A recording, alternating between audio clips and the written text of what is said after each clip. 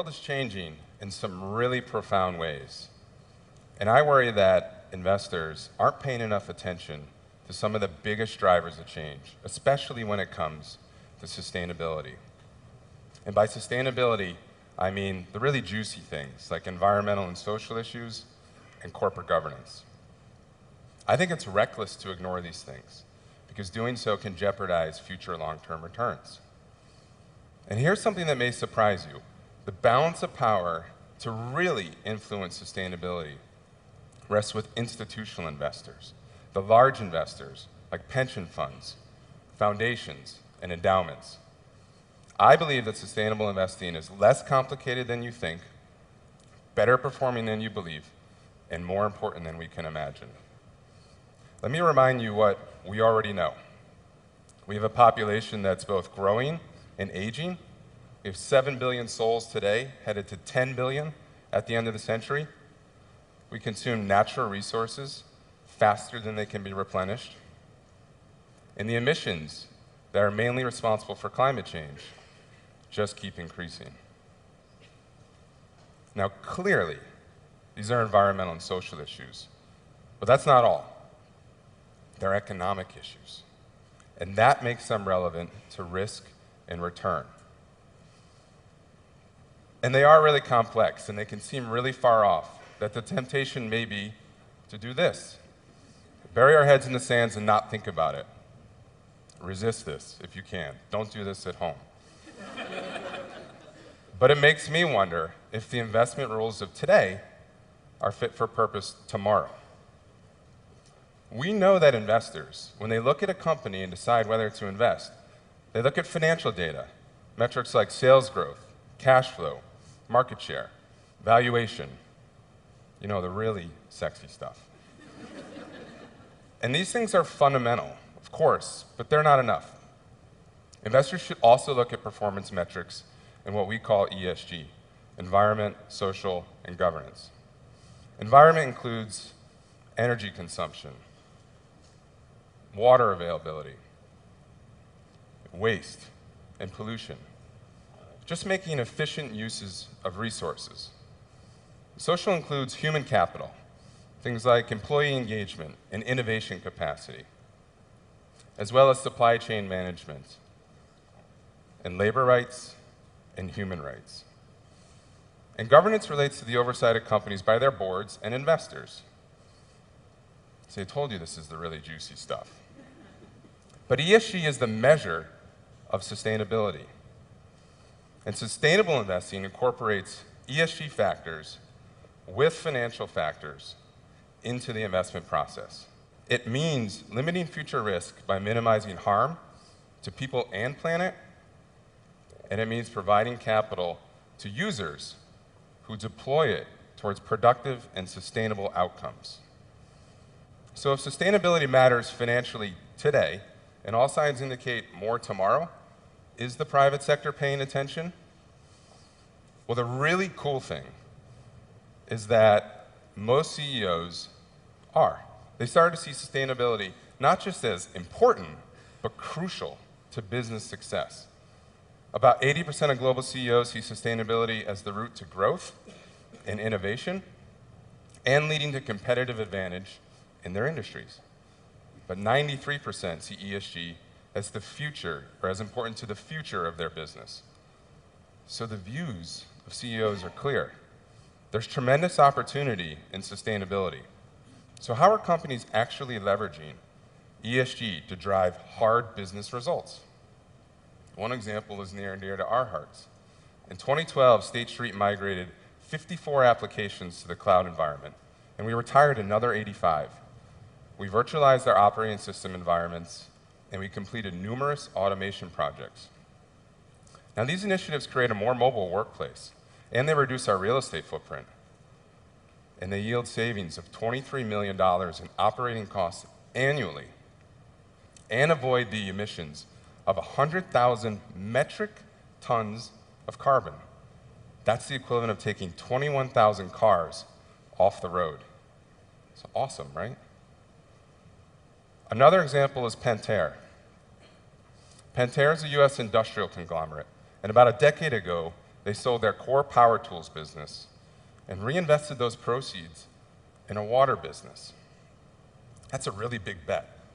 But why did they do that? Well, with apologies to the home improvement fans, there's more growth in water than in power tools. And this company has their sights set on what they call the new world. That's 4 billion middle-class people demanding food, energy, and water. Now, you may be asking yourself, are these just isolated cases? I mean, come on, really? Do companies that take sustainability into account really do well financially?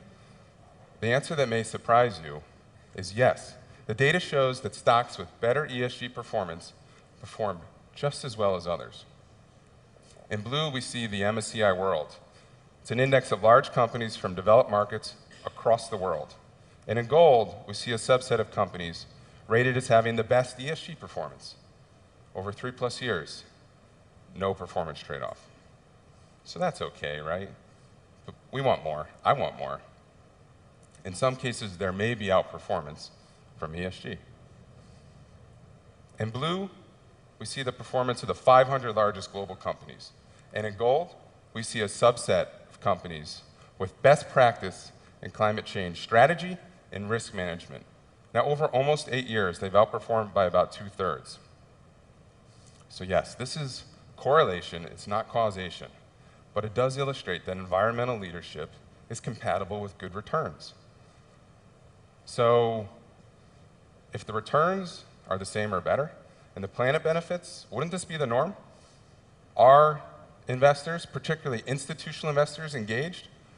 Well, some are, and a few are really at the vanguard. HESTA.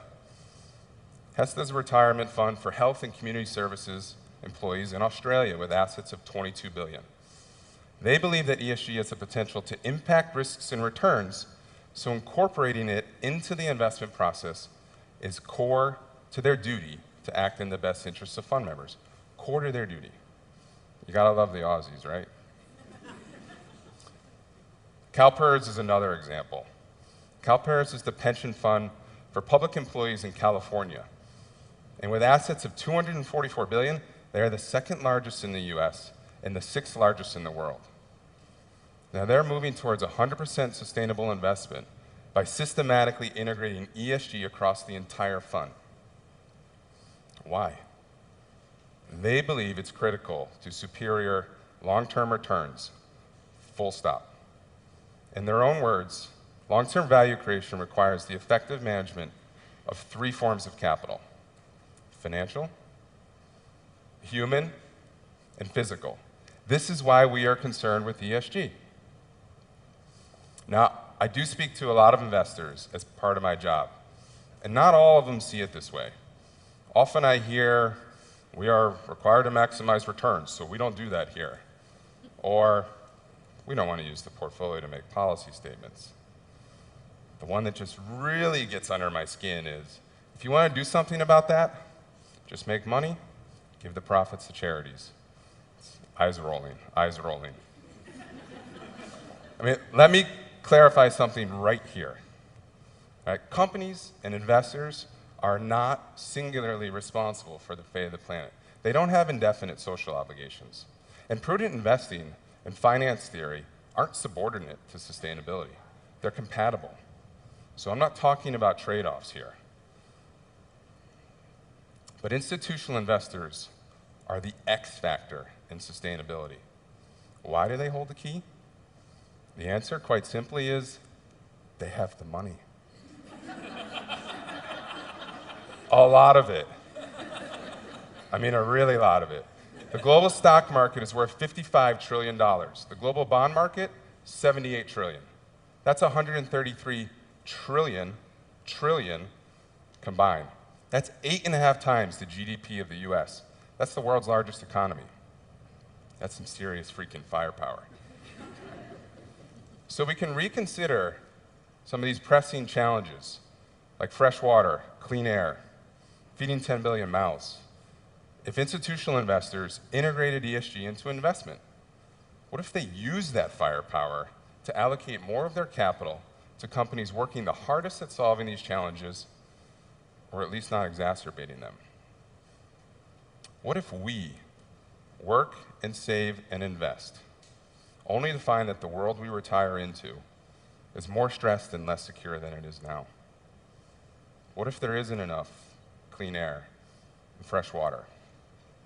Now, a fair question might be, what if all this sustainability risk stuff is exaggerated, overstated?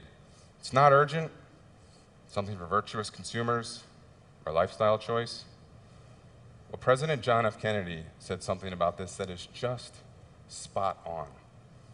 There are risks and costs to a program of action, but they are far less than the long-range risks and costs of comfortable inaction. I can appreciate that there's estimation risk in this, but since this is based on widespread scientific consensus, the odds that it's not completely wrong are better than the odds that our house will burn down or we'll get in a car accident. Well, maybe not if you live in Boston. But my point is that we buy insurance to protect ourselves financially in case those things happen, right? So by investing sustainably, we're doing two things. We're creating insurance, reducing the risk to our planet and to our economy, and at the same time, in the short term, we're not sacrificing performance.